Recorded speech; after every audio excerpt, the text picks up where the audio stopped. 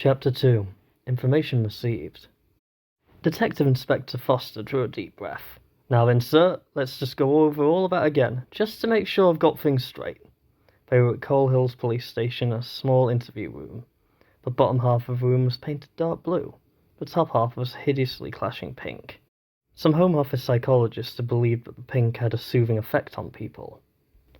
Foster just found it irritating. Then again, after 20 years in the CID, he found most things irritating, though he wasn't supposed to show it. A big, solid, hard-faced man, Foster was perpetually simmering with suppressed rage, a human volcano in a smart blue suit with a sober tie. At a smaller table in the corner sat Detective Constable Bollard, in charge of the tape recorder. The tape recorder irritated Foster too.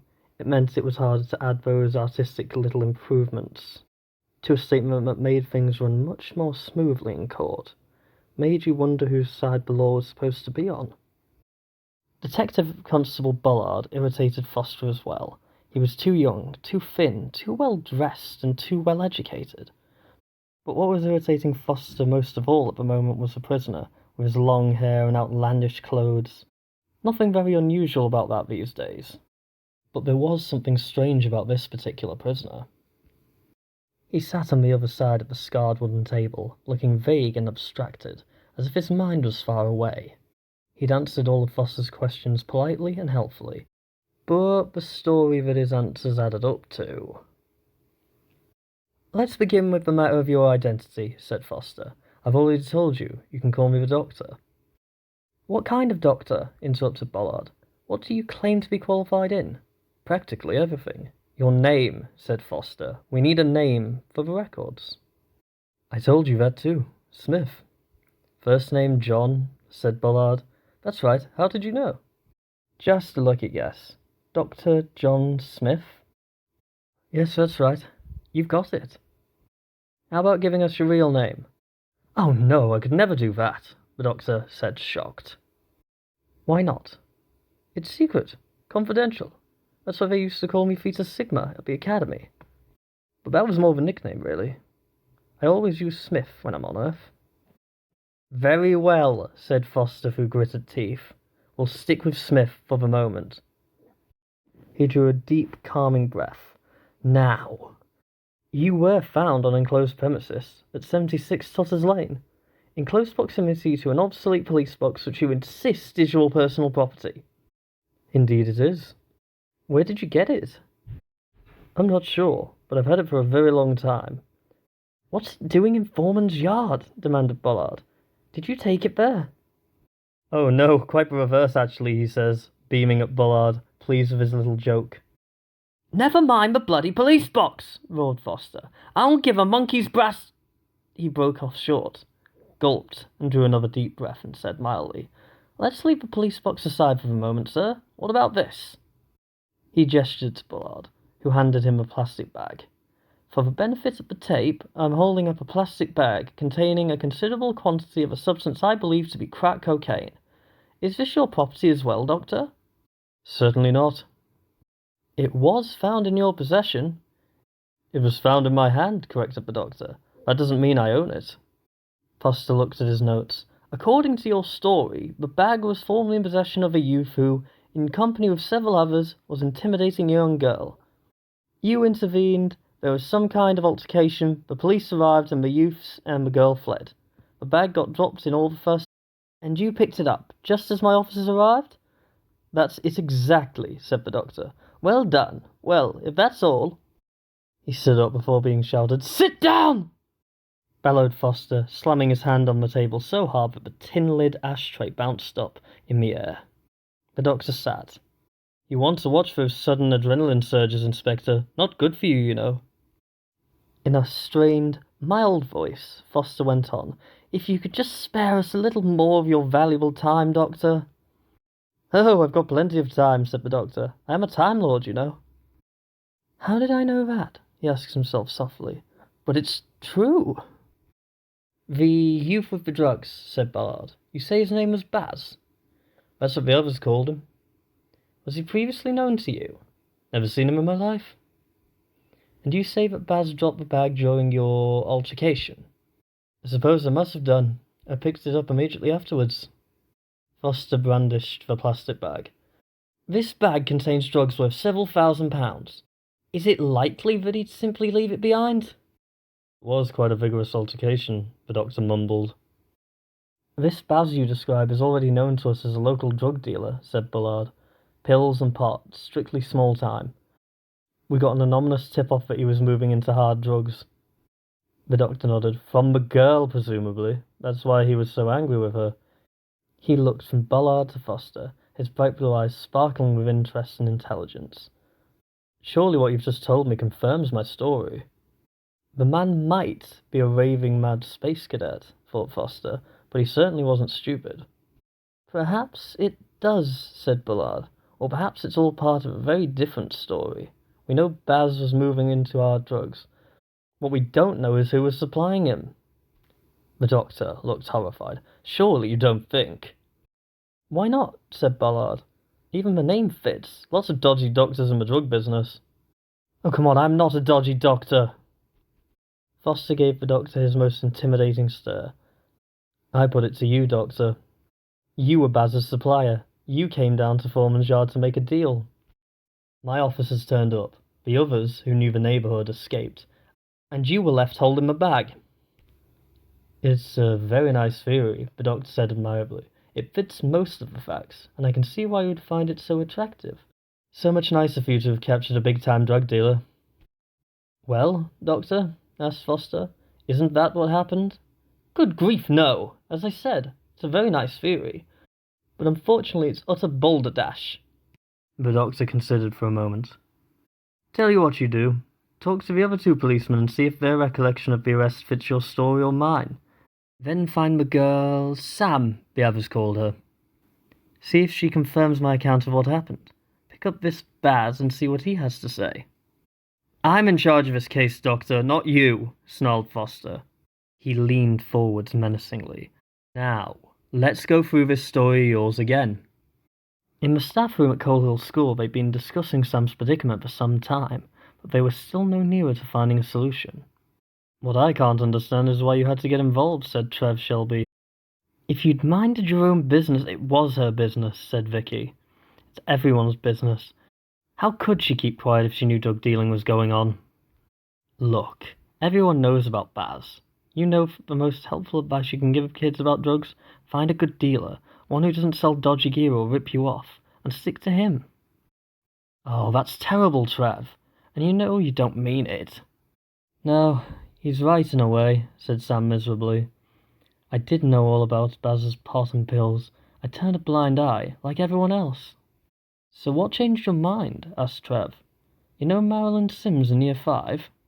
The one with the outstanding personality, said Trev. Who doesn't? Trev, said Vicky warningly. Sam arched an eyebrow. Marilyn was well developed for her age. For any age, really. She had blonde hair, blue eyes, and tried her very best to emulate her film star namesake. Marilyn's a dedicated weekend raver, said Sam. She told me that Baz had been dropping heavy hints that some really grown-up gear would have been available soon. Marilyn wasn't interested. Even she's not that dim. But plenty were. What do you reckon he was talking about? Asked Trev. Cocaine? Heroin? He had some stuff with him, said Sam. In a plastic bag. She shuddered. He was going to make me take some. Right away you're really high, and pretty soon you're really hooked. That's what he said. What did it look like? Like pebbles? Little rocks? Crack, said Trev grimly. I take it all back, Sam. You were right to call the cops. That stuff's evil. What is it? Asked Vicky. A form of cocaine. Comes in little pieces called rocks that you can smoke. Gives an incredible high. Just for a few seconds. Then you crash and start craving more. One single rock is cheap enough. Some dealers even give the first one away. It's a good way to make new customers, especially young ones. Vicky said, We've got to do something. I know what I'm going to do, said Sam. I'm going back to Foreman's Yard. That strange man helped me and I just left him. Perhaps he's still there. Perhaps Baz is still there, said Trev. I'd better come too. Tell you what, said Vicky. We'll all go. But not now. Trev and I have classes to take, Samantha, and you've got your next lesson to go to. We'll meet up at the dinner break and all go together. Baz was holding a council of war in what he liked to think of as a gangland HQ. It should have been a penthouse complete with a swimming pool. In fact, it was a wrecked, ruined, and illegally squatted derelict flat on Coal Hill's biggest and most run-down estate. He had other such flats in other nearby estates. When the police raided one, he would simply move to another. This flat was one of the best. It even had furniture, including a beat-up sofa with gaping upholstery and projecting springs. Watched by his gang, Baz was stretched out onto it now, talking into his mobile phone. "You're sure? The gear's still there? Okay, good, yeah. Don't worry, I'll see you, right?" Baz stowed away the phone and sat up. "According to my source, the stuff is still at Coal Hill Nick, sitting on a table in the interview room." Baz's source was one of the station civilian clerks, a mild-looking little man with a serious tranquilizer habit. In return for free supplies, he kept Baz posted on police moves. He was the one who told Baz about Sam's tip-off, and he had warned him about the coming police raid. Little Mikey, Pete, and Mo looked at each other despairingly. "So what do we do now?" asked Pete. "Go and get it back, of course. It's our property, innit?" Mo expressed everyone's thoughts when he said, "We can't do that. We'll get nicked if we do." "We'll get murdered if we don't," said Baz. "You know where I got that gear? Machete Charlie's mob, up west. I convinced him there was a market down here. I persuaded him to let me have the stuff, on credit. I was to sell it on, keep a percentage. My percentage is worth 1,000. So you can imagine how much the gear itself is worth." Baz looks around his little gang. Charlie won't be pleased if he doesn't get his money. You remember why they call him Machete Charlie? I'd finish up in bits, scattered all over Coal Hill. This time it was little Mikey who expressed the gang's loyal thoughts. "Yeah, well, I mean, that's tough, Baz. Really tough, but I mean, that's down to you, innit?" Baz expected this reaction, and he had his answer ready. "Oh, don't you believe it. Charlie's boys are very tough. They'd start with me, but they'd finish with you lot. Just to make an example of us. So what are we going to do?" asked Pete again. Baz grinned. "Don't worry, I've got a cunning plan." "What do you think then, Gov?" asked DC Ballard. Foster took a swig of tea. "About what?" "About our friend in there. I mean, we'll have to charge him eventually or let him go." Foster bolted at his last few chips and said instinctively, "I'm aware of police regulations, thank you very much." They were in the station's tiny canteen, a little room filled with tin-top tables and rickety chairs, with a serving counter at one end. They'd broken off the interrogation, such as it was, for lunch. Egg, chips and beans, and strong tea. They weren't really getting anywhere. The doctor listened to all their accusations and theories with friendly interest, and had refused to change or add to his story in any way. Now he was sitting in the interview room, under the watchful eye of a constable, enjoying a nice cup of strong, sweet tea and a thick bacon sandwich. Foster didn't want any accusations of police brutality ruining his case. If he had a case. "He's too cool," he muttered. "Treats it all like a game. We've got him on possession, surely, Gov." "Oh, I wouldn't swear to it. Suppose the court believes that daft story of his. You say there's no form?" Ballard shook his head. "Plenty of docs and doctors on the computer, but none of them matches the description. And there seems to be something weird about his fingerprints as well." Foster wasn't paying any attention. He was cocking his head, listening to a confused roar come from outside of the room. It had been going on for some time, and it was getting steadily louder. By now there were shouts, angry voices. "Sounds like trouble," said Foster, jumping up and hurrying out, Bullard at his heels. When they emerged from the canteen, they found the reception filled with an angry mob. The crowd spilled out into the station steps, with people pushing and shoving to get inside. The air was filled with angry complaints about harassment, discrimination, police brutality. The desk sergeant, an older gentleman, close to retirement, was yelling, "Ladies and gentlemen, please, if you'll tell me the problem, maybe I can help." But nobody took any notice. The shouting and shoving went on. Foster surveyed the crowd with a professional eye. "Looks like every lowlife in the neighbourhood's turned out. Wonder what's got 'em stirred up this time." The little station had been besieged by an angry mob once before, when a local villain had inconsiderately collapsed and died inside of his cell. The fact that he'd actually died from a lethal mixture of drink and drugs, after first going berserk and wrecking the local pub, meant little to his friends and neighbours. When the news got out, they turned out in force to accuse the police of murder. Raising his voice above the din, Foster yelled to the harried desk sergeant, "What's going on? Has there been some kind of incident?" "Not that I know of." They've all turned up at once and started shouting. In fact, the angry crowd was a renter mob, all part of Baz's cunning plan. He'd sent his boys out recruiting, each with a wad of £20 notes. To earn the money, all people had to do was turn up to Coal Hill Nick at lunchtime and complain about something, anything, as loudly and as angrily as possible. Anyone who managed to get arrested would get their fines paid and an extra 20 quid. They'd found plenty of takers. Baz and his boys were hovering at the back now, watching the mini-riot build up. Fights had broken out among the crowd, and the outnumbered police were desperately struggling to calm things down. Somebody threw a chair, smashing a glass partition. "Right, in we go," said Baz. "Try the interview room first, then Foster's office. If it's in the safe, we'll have to jump the desk sergeant and take his keys." They'd all been in and out of the local Nicks since they were children, and they all knew the layout of the little station. Melting into the angry, shouting crowd, they shoved their way into the police station. In the interview room, the doctor finished the last sip of his tea and looked inquiringly at the nervous young constable. "There seems to be some kind of trouble outside." The noise had been growing louder for some time. They could hear the angry yells and the sounds of breaking glass. Torn between his desire to help and Foster's orders not to take his eyes off the doctor, the constable hovered indecisively. Suddenly the door was flung open and a group of young men strode into the room. The constable jumped up and immediately went down under the combined onslaught of Mo and Pete. Ignoring the doctor, Baz's eyes scanned the room like radar. Before fastening onto the plastic bag on the corner of the table, next to the tape recorder. Lunging across the room, he grabbed the bag and headed for the door. He was almost there when a long arm reached out and a hand grabbed the back of his collar, yanking him back. The doctor had no use for the drugs, but he didn't want Baz to have them and sell them to the local kids either. Snatching the bag from Baz's hand, he threw the drug dealer casually across the room and made for the door. The doctor was intending to surrender himself and the drugs to the authorities, but instead he found himself faced with a shouting, seething mob. Suddenly, something struck him on the forehead, and a blinding flash seared across his brain. Little Mikey had been waiting by the door of his cosh.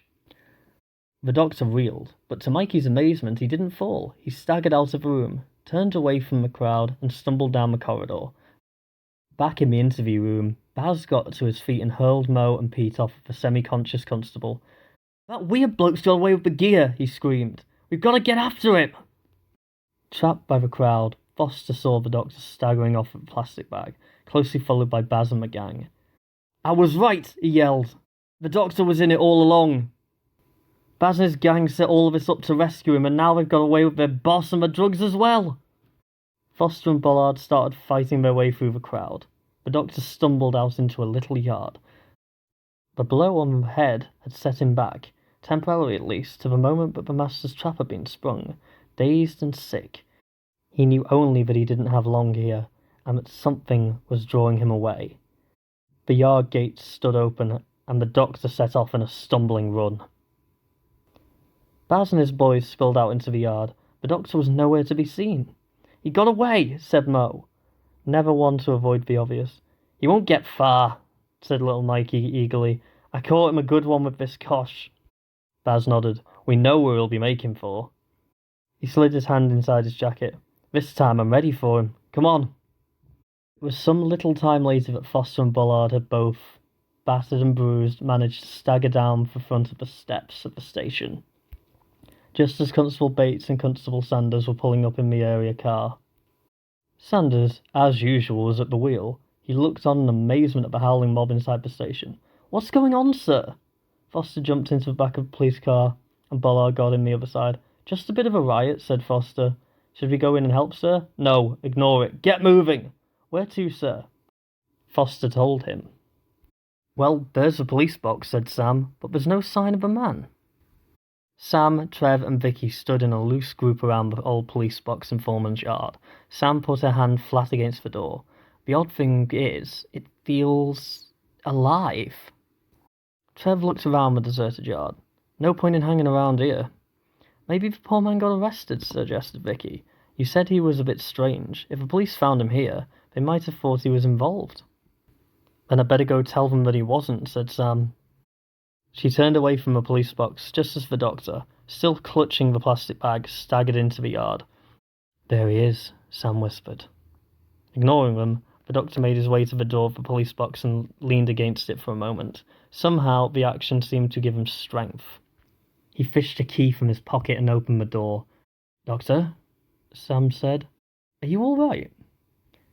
He turned and stared at her, the blue eyes wide and unseeing. There was a livid bruise across one side of his forehead. You've been hurt, said Sam. What happened? Sorry, said the doctor. Must get away. Wrong time. Wrong place. Oi, you! Screamed the voice from the gate. Baz stood in the doorway, with Pete, little Mikey, and Mo behind him.